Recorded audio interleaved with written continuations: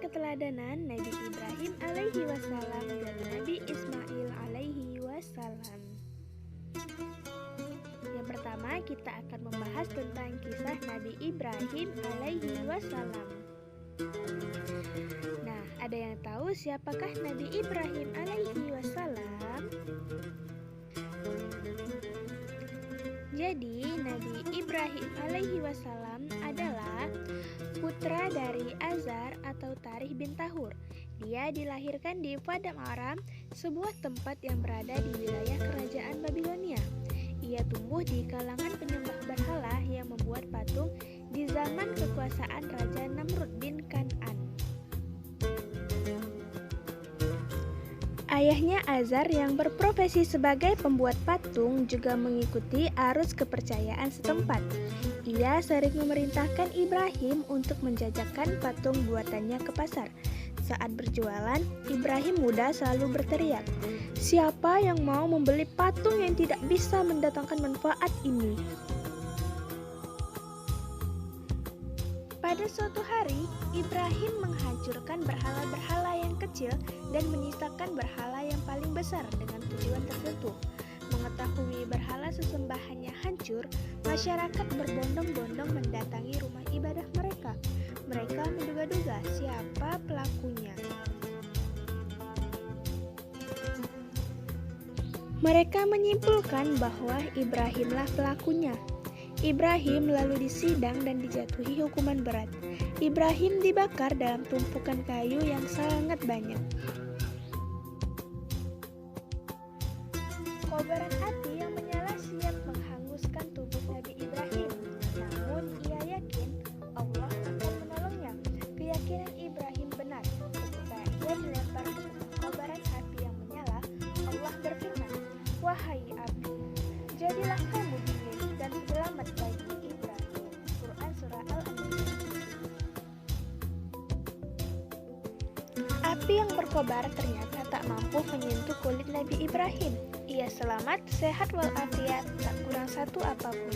Tidak hangus terbakar api merupakan salah satu mukjizat Nabi Ibrahim alaihi wassalam. Pada suatu hari, Allah memerintahkan Ibrahim untuk membawa istrinya yang bernama Hajar dan anaknya yang bernama Ismail ke sebuah tempat yang kering dan tandus. Ibrahim meninggalkan anak dan istrinya dengan berbekalan ala kadarnya. Ia pun meninggalkan keduanya untuk pergi ke suatu tempat. Ketika perbekalan habis, Hajar berlari ke sana dan kemari untuk mencari air. Suasana padang pasir yang gersang dan panas menyebabkan ia seperti melihat air.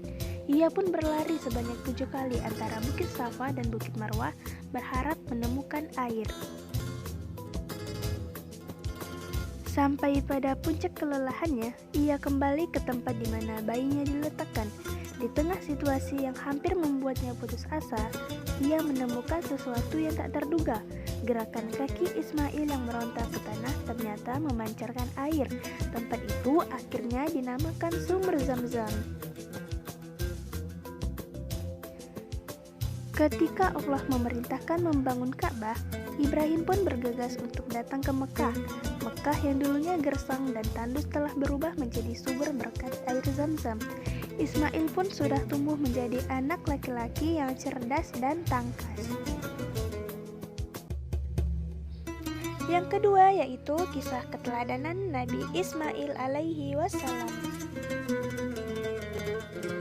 Nabi Ismail alaihi wassalam adalah putra Nabi Ibrahim alaihi wassalam dan Siti Hajar. Dari segi silsilah, ia masih keturunan Nabi Idris alaihi wassalam dan Nabi Nuh alaihi wassalam. Ia dibesarkan di lingkungan masyarakat yang taat beribadah. Ayahnya Ibrahim adalah seorang nabi dan rasul yang berjasa membangun Ka'bah pada masa awal. Di antara jasa-jasa Nabi Ismail alaihi wassalam yaitu sebagai berikut. Yang pertama yaitu membangun Masjid Al-Aqsa yang berada di Palestina.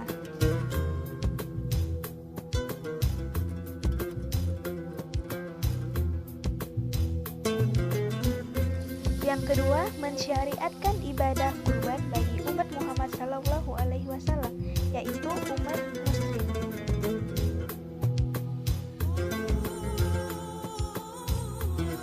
Dan yang ketiga, membantu ayahnya membangun Ka'bah di Masjidil Haram di Mekkah. Salah satu mukjizat yang diberikan Allah kepada Nabi Ismail alaihi wasallam adalah keselamatan saat ia hendak disembelih oleh ayahnya atas perintah Allah Subhanahu wa taala. Ketika Nabi Ismail sudah beranjak remaja, Nabi Ibrahim alaihi wasallam mendapatkan sebuah mimpi buruk. Allah Subhanahu wa taala memerintahkan Nabi Ibrahim alaihi wasallam untuk menyembelih Ismail. Tanpa berpikir panjang, Nabi Ismail pun mengiyakan perintah dari Allah yang disampaikan kepada Nabi Ibrahim alaihi wasallam. Nabi Ismail alaihi wasallam meminta kepada ayahnya untuk mengikat tangan dan kakinya dengan tali dan menajamkan pisau. Mata Nabi Ismail pun ditutup dan meminta pakaian dikenakannya sebagai kenang-kenangan untuk ibunya. Akan tetapi, pisau tersebut tidak menyembelih sang anak, tetapi diganti menjadi seekor sapi. Inilah kisah di balik adanya tradisi kurban dalam agama Islam. Ibrahim, lihatlah di sana. Kami sediakan bagimu seekor sembelihan yang besar.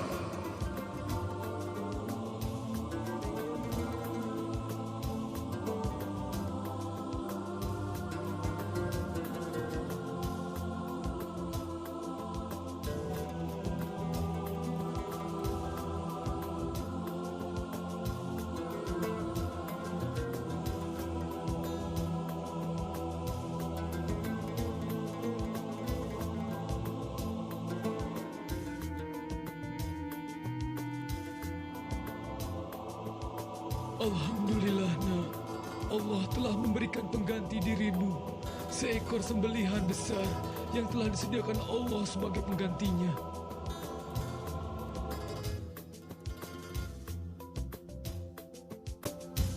Nah, selanjutnya kita bahas tentang sifat keteladanan Nabi Ibrahim dan Nabi Ismail.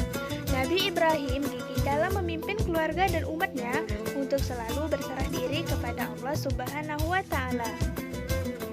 Nabi Ibrahim alaihi wasallam selalu taat dan patuh kepada Allah Subhanahu wa taala.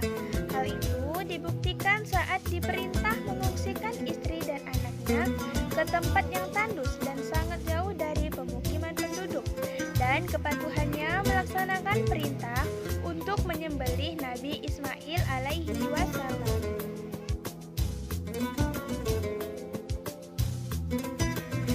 Nabi Ibrahim alaihi wasallam adalah nabi yang cerdas dan lugas dalam berbicara. Selanjutnya, Nabi Ibrahim alaihi wasallam berani dalam menegakkan kebenaran. Hal itu dibuktikan dengan keberaniannya melawan Raja Namrud yang membangkang terhadap ajaran Allah Subhanahu wa taala. Selanjutnya, keteladanan Nabi Ismail. Nabi Ismail alaihi wasallam selalu patuh dan taat kepada Allah Subhanahu wa taala. Ia melaksanakan semua perintah Allah.